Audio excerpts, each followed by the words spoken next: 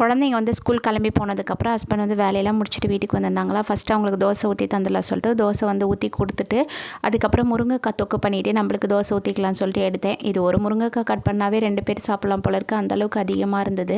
நான் முருங்கைக்காவை வந்து கட் பண்ணிவிட்டு 2ஆக வந்து நான் கட் பண்ணிவிட்டு தான் செய்வேன். அப்போ தான் மசாலாலாம் ஊறி சூப்பராக இருக்கும்.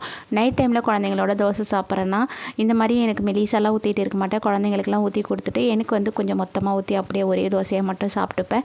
இந்த முருங்கைக்காய் தொக்கு பார்த்திங்கன்னா வெங்காயம் தக்காளியெல்லாம் வதக்கிட்டு இருக்க மாட்டேன், சிம்பிளாக தான் செஞ்சு கொடுப்பேன். இது வந்து தயிர் சாதத்துக்கெலாம் தொட்டு சாம்பார் சாதத்துலாம் தொட்டு சாப்பிட்டோன்னா ரொம்ப சூப்பராக இருக்கும். காலையில் வந்து பாலுக்கு வேலையில் வந்து மறந்தே போயிட்டேன். வீடெல்லாம் ஒட்டடை தட்டிட்டு சுத்தமாக பெருக்கி தொடச்சிட்டு அதுக்கப்புறம் தான் பாலை பார்த்து அடுப்பில் வச்சுட்டு அதுக்கப்புறம் போய் குளிச்சுட்டு வந்துட்டு மாய்ஸ்சரைசர் மட்டும் அப்ளை பண்ணிவிட்டு பகல் டைமில் கண்டிப்பாக இந்த கொண்டையை போட்டுட்டு தான் சுற்றிட்டு இருப்பேன். நைட் டைமில் மட்டும்தான் பொறுப்பாக வந்து பின்னி மடித்து போட்டு தூங்குவேன். அப்படி இருந்தால் மட்டும்தான் என்னால் ஃப்ரீயாக சுற்ற முடியும். இந்த மாதிரி இருந்தால் கசகசன்னு இல்லாமல் நல்லா ஃப்ரீயாக இருக்கும். பாய்.